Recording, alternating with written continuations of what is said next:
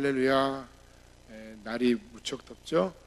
4층에 있는 분들은 아마 더 더우실 것 같은데 열기가 올라가서 우리의 삶의 소망이 되시는 신실하신 하나님을 찬양합니다.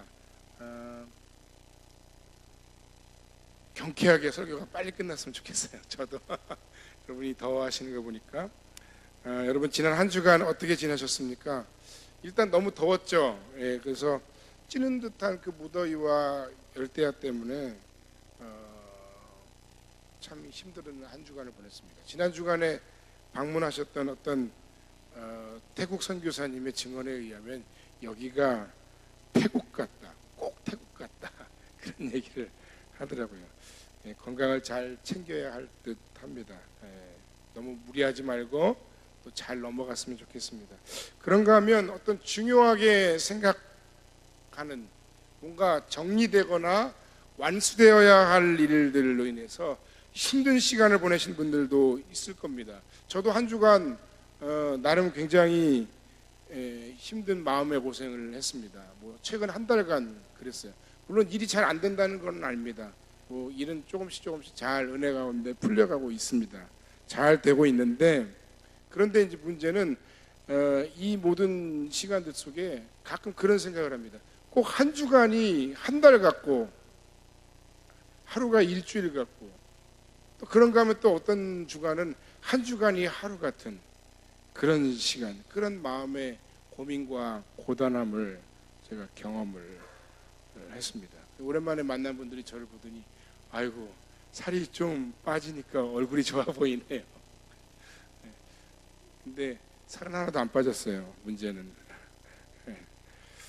좋아 보이는 것도 은혜입니다. 그래서 이거는 저 스스로에게도 하고 싶은 말인데, 여러분 바쁘더라도 너무 쫓기지 말고 조금 여유를 가졌으면 좋겠습니다. 조금 더디 가도 괜찮습니다. 할렐루야. 하나님이 우리의 모든 삶을 책임지시고 인도하시고 앞서 행하시기 때문입니다. 어저께 제가 설교 준비를 하고 있는데 제 그 사무실에 그 책상에 벽시계가 멈췄어요. 그래서 그 시계를 시간을 보려다가 생각해 보니까 야, 이것도 은혜다. 시간이 멈춰 있는 것을 보니까 꼭 진짜 시간이 멈춘 것, 시계가 멈추니까 시간이 멈춘 것 같고, 그러니까 쫓기지 않는 마음이 생겼습니다. 여러분들을 우리가 다람쥐 쳇바퀴 돌듯 생각 없이 살던 모든 일들을 이 여름의 시간들 속에 잠시 잠깐 멈추고, 오히려 우리의 삶 속에서 우리가 믿는 하나님이 어떤 하나님이신지를 배우고, 그리고 그 하나님에 대해서 묵상하는, 그래서 그것으로 여러분의 참된 인생과 신앙과 삶의 보양식을 삼는 그런 복된 시간들 되시기를 주의 이름으로 간절히 축원합니다. 그렇게 하면 그것이 내 삶의 힘이고 그것이 우리 공동체의 힘이 돼요. 뭐가요? 하나님이 누구신지를 깊이 생각하고 알아가는 거예요. 그것이 내게 큰 힘이 됩니다. 내가 정말 힘들고 피곤하고 어렵고 고민스럽고 일이 내 생각대로 안 풀릴 때일수록 우리 하나님을 붙잡아야 되고 그분이 누구신지를 알아야 됩니다. 우리가 믿는 하나님은 선하신 분이십니다. 하나님은 우리에게 가장 좋은 것으로 허락하시고 가장 좋은 길로 인도해 주신 분이십니다. 비록 우리가 어리석어서 때때로 요즘 유행하는 단어, 그 빅픽처, 하나님의 큰 그림을 우리가 다 이해하지 못하고 보지 못할지라도, 그러나 하나님은 여전히 일하시고 계시고, 그리고 우리를 가장 선한 길로 인도하시는 분이십니다. 할렐루야. 그것이 바로 오늘 우리가 함께 설교 제목을 잡은 설교의 제목이자 주제입니다. 한번 따라 합시다. 하나님은 우리보다 앞서 행하십니다. 그렇습니다. 하나님은 우리보다 앞서 행하십니다. 내가 해온 것 같으나 그러나 하나님이 해오셨습니다. 나의 실패로 인하여, 나의 연약함으로 인하여, 나의 무기력함으로 인해 현재는 지금 절망하지만 결국 그 하나님께서 모든 것이 합력하여 선을 이루게 하십니다. 내가 왜 그런 실수를 했지? 큰일 났네. 하고 그 과거의 그 실수에 발목이 잡혀가지고 내 현실도 망치고 내 앞으로의 미래도 망치는 그런 어리석은 사람들, 안타까운 상황들을 우리가 가끔 봅니다. 우리도 경험하죠. 그런데 여러분 꼭 아십시오. 기억하십시다. 하나님은 선하신 분이십니다. 그리고 그 하나님은 우리가 지금 방금 함께 읽으며 고백했던 것처럼 언제나 항상 하나님은 우리보다 앞서 행하시는 분이시라는 사실입니다. 성경의 많은 인물들을 봐도 그렇습니다. 우리가 잘 아는 아브라함이라는 인물을 봐도 그렇습니다. 그는 75세에 자신의 고향 땅을 떠났습니다. 하나님께서 말씀하셨어요.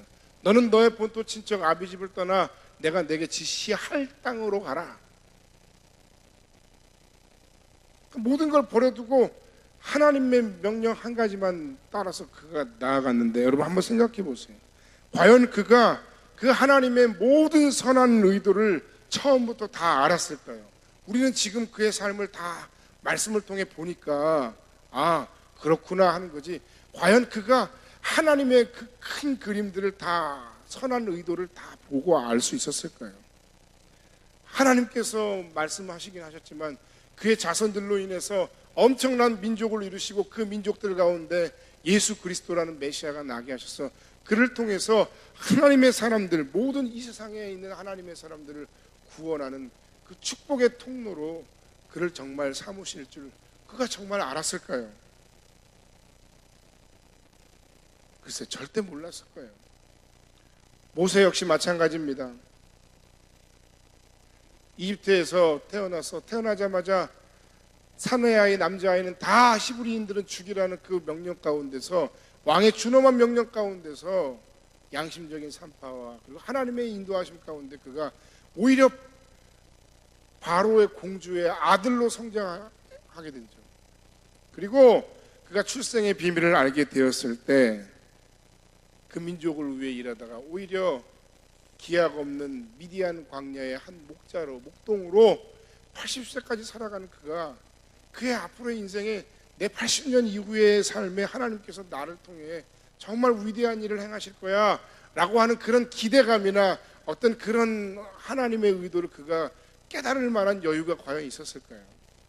그렇지만 그 숱한 세월 가운데 80세가 넘는 그 어느 날 하나님께서 그를 부르셔서 고통받고 그리고 노예로 살아가는 이스라엘 백성들을 애굽에서 탈출시키고 가나안을 향해 가는 축복의 땅, 약속의 땅을 향해 나아가는 그런 하나님의 위대한 도구로 그를 하나님께서 사용하시는 것을 그가 과연 한 번이라도 생각해 보았을까요? 여러분, 우리가 살아오는 우리의 모든 삶의 결과를 봤을 때 여기 혹시 여러분들 가운데 그런 생각을 하실 분도 있을 겁니다. 내가 지금 여기 있을 사람이 아닌데,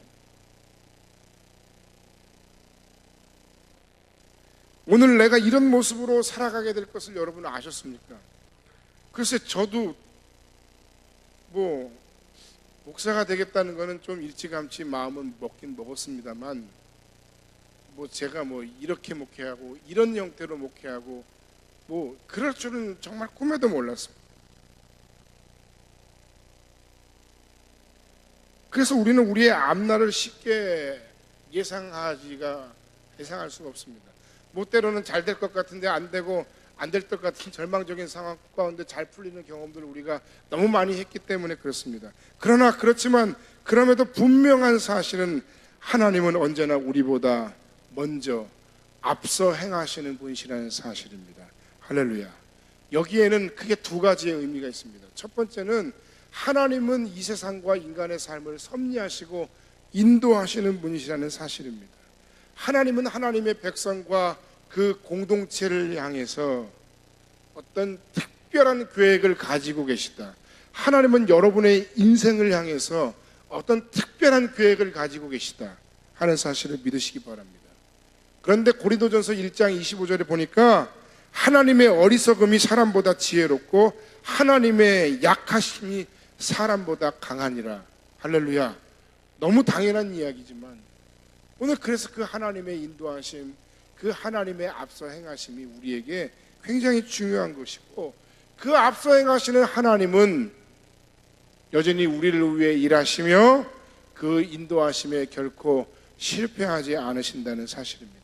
본문 말씀으로 돌아가서 보면 하나님께서는 이방인의 전도를 위해서, 물론 바울 사도를 통해서도 하나님께서 복음이 유대인에게만 국한되지 않고 전 세계 방방곡곡으로 이방인들에게도 그 당시에 전파되도록 하시는 것이 처음부터 이스라엘 백성들을 택하시고 아브라함을 택하실 때부터 계획하셨던 하나님의 목적이고 계획이고 섭리였어요.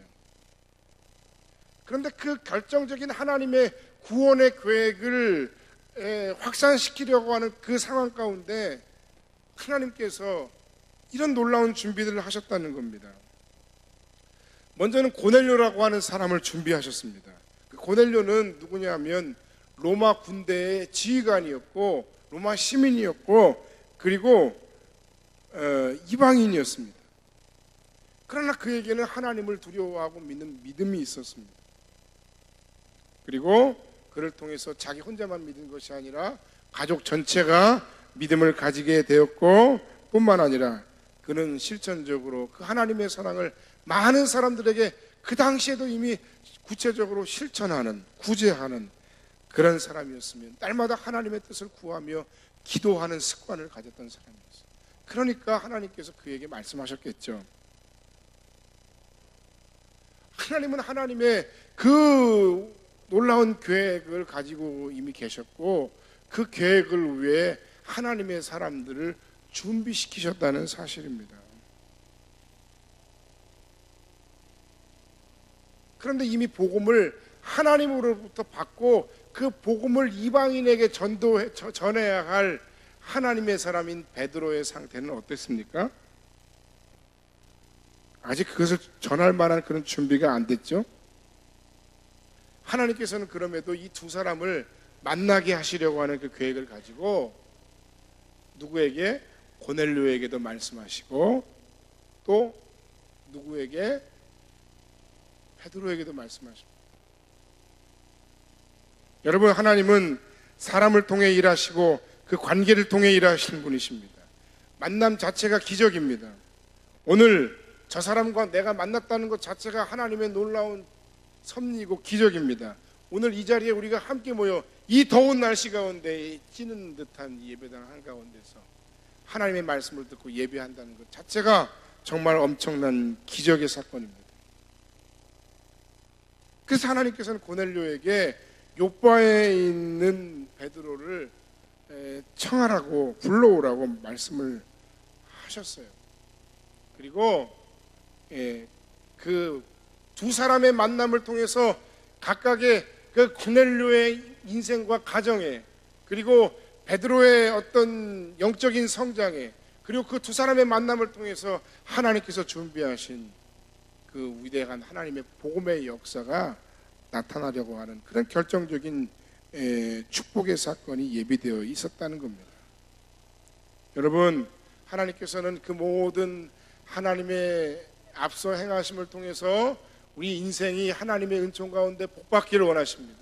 그리고 우리를 통해서 내가 받은 그 하나님의 은총을 통해서 내 주변에 있는 사람들과 우리 지역사회가 우리가 가려고 하는 그곳에 하나님의 놀라운 축복이 나타나고 임하기를 소원하고 계십니다. 할렐루야. 여러분, 하나님 우리보다 앞서 행하시는 분이시라는 사실을 꼭 기억하시기 바랍니다. 그리고 하나님은 우리보다 앞서 행하시는 그 사실의 두 번째 의미는 그 모든 하나님의 계획에 우리 모든 믿음의 사람들이 함께 믿음으로 동역하기를 원하신다는 그런 의미가 또한 담겨져 있습니다.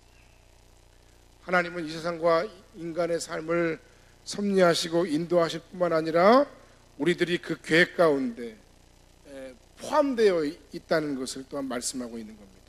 동역이라고 하는 건 같은 걸 바라보고 같은 일을 감당한다는 것을 의미하는데, 여러분, 그래서 우리가 날마다 기도할 때 하나님 뜻은 그거고요, 내 뜻은 이거예요 하고 날마다 하나님과 싸우고 대립하는 게 아니라, 하나님, 어떻게 하면 제가 하나님의 뜻을 알 수 있을까요? 어떻게 하면 내 인생과 삶 속에서 하나님의 뜻이 이 땅 가운데 나를 통해 드러나고 성취되고 나타날 수 있을까요? 우리가 말씀을 읽고 말씀을 듣는 핵심적인 포인트도 내가 이런 위로의 말씀이 주어졌으면 좋겠다, 내 상황이 이러하니 이런 말씀이 들려졌으면 좋겠다라고 우리가 우리의 삶에 하나님의 말씀을 끼워 맞추는 것이 아니라 우리를 향한 하나님의 음성을 겸손히 듣기를 소원해야 하는 것입니다. 오늘 그래서 고넬료에게 베드로를 청해라 했지만 사실 고넬료는 준비되었으나 베드로는 아직 준비되지 않았습니다. 그래서 하나님께서 그 베드로를 또한 준비시키십니다. 문제는 베드로에게 있는 삶의 관습이었어요. 그는 예수 그리스도께서 십자가에 달려 죽으시고 부활하셔서 그 은혜로 말미암아 구원받고 성령 충만하여 복음에 힘 있는 증인이 되었지만 그럼에도 불구하고 아직 그는 그 구원받는 그 구원의 범주가 유대인에게만 적용되어야 한다는 잘못된 생각을 가지고 있었다는 겁니다.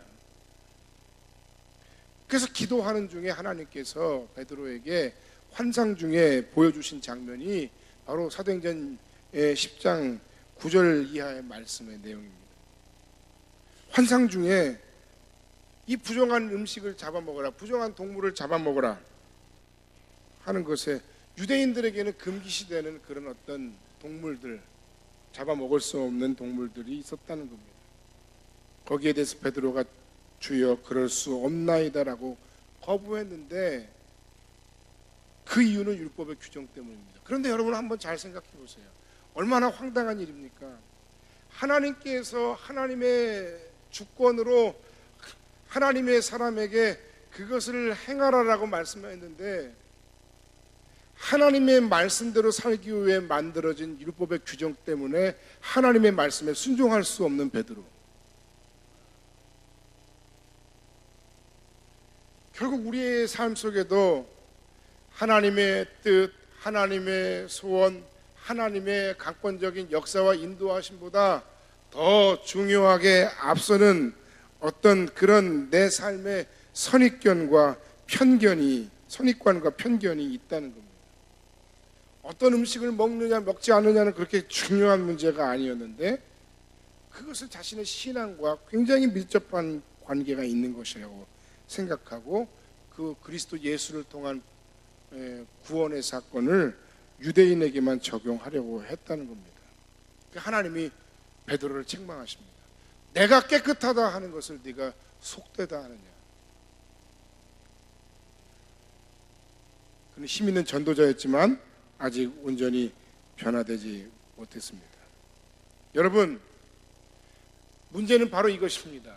하나님은 날마다 우리보다 앞서 행하시고 우리의 삶을 계획하시고 섭리하시고 인도하시고 그것을 통해서 우리의 인생과 삶 가운데 은혜를 베푸시고 복을 주시고 나뿐만 아니라 내 주변의 사람들과 내가 사는 모든 지역과 이웃에 복 주시기를 원하시고 우리를 통해 하나님의 위대한 성취를 이루시며 그 모든 인도하심에 실패하지 않으시는 분이신데 그 과정 중에 우리가 그 하나님의 인도하심을 받고도 때로는 뭐예요?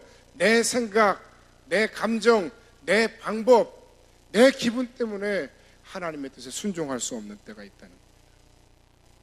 신앙과 복음의 본질이 아닌 것에 매여 나를 뛰어넘지 못하는 경우가 있다는 것입니다. 하나님은 우리보다 앞서 행하십니다. 그런데 그 앞서 행하심을 우리가 믿고 나아갈 때 가장 먼저 우리가 주의하고 깊이 생각해야 할 부분은 바로 내 안에 있는 본질이 아닌 나의 삶의 모든 것, 하나님의 진짜 뜻이 아닌 나의 삶의 모든 것, 내가 매여 있는 그 모든 것을 뛰어넘을 수 있는 그런 용기가 우리에게 필요하다는 것입니다. 결국 고넬료를 통해 환상 가운데 환상을 본 베드로에게 초청이 왔고 그 초청에 성령의 음성대로 그는 응할 수밖에 없었습니다. 이제 이 두 사람의 만남, 이 베드로와 고넬료의 만남이 그들의 인생과 그들의 가정과 그들이 살아가고 있는 삶에 어떤 위대한 하나님의 역사로 펼쳐질지 그건 아무도 모릅니다. 단지 우리가 할 것은 하나님은 우리의 삶 가운데 먼저 앞서 행하시고 섭리하시는 분이라는 사실을 우리가 기억하고 그 부르심 앞에 우리가 순종하되 내 앞에 있는 그 모든 장애물들을 우리가 편견들을 우리가 뛰어넘을 수 있는 용기가 필요하다는 것입니다. 그래서 앞서 행하시는 그 하나님과 동역하는 그 삶이란 결국 무엇이냐 하면 방금 말씀드린 것처럼 내 안에 있는 이런 내 마음 가운데 모든 삶의 어떤 편견과 혹은 하나님의 뜻에 또는 복음의 신앙의 본질이 아닌 것을 우리가 넘어설 수 있고 깨트릴 수 있는 믿음의 결단과 용기가 필요하고, 동시에 또 한 가지는 두려워하지 말고 우리 앞에 있는 믿음의 길을 한 발자국 한 발자국 순종함으로 반응하는 것입니다. 그것이 바로 앞서 행하시는 그 하나님의 인도하심을 따라 하나님과 동역하는 그 삶의 방법입니다. 믿음의 조상들의 공통점은 선하신 하나님을 믿고 나아가는 것입니다. 아브라함이 갈 바를 알지 못하고 나아갔습니다. 가나안이 어딘지 뭐 지도가 있는 것도 아니고 역사책으로 기록되어 있는 것도 아니고 내비게이션이 있는 것도 아닙니다. 그러나 하나님의 인도하심을 따라 나아갔습니다. 믿음에 대한 여러 많은 정의들이 있는데 그 중에 가장 멋진 정의 중에 하나라고 생각하는 것은 바로 이것입니다. 믿음이란 1m 앞이 보이지 않는 안개 속을 걸어가고 있지만 그러나 분명히 목적지에 다다를 것이라는 것을 신뢰하며 나아가는 것이다. 여러분, 고속도로에서 밤중에 엄청나게 핀 안개로 인해 운전에 곤란을 겪으신 분들이 있으실 겁니다. 저도 그런 경험이 있습니다. 밤 12시, 1시 졸음은 오는데 캄캄하고 안개는 끼고 깜빡이를 비상등을 켜고 가는데도 불구하고 도대체가 앞도 뒤도 잘 보이지 않고 내가 이렇게 가다가 시야가 확보가 안 돼서 부딪히는 건 아닌가. 그러나 믿음이라고 하는 것은 바로 그것입니다. 우리가 그 앞서 행하시는 그 하나님의 그 인도하심을 믿고 그 인도하심에 우리가 믿음으로 반응하는 겁니다.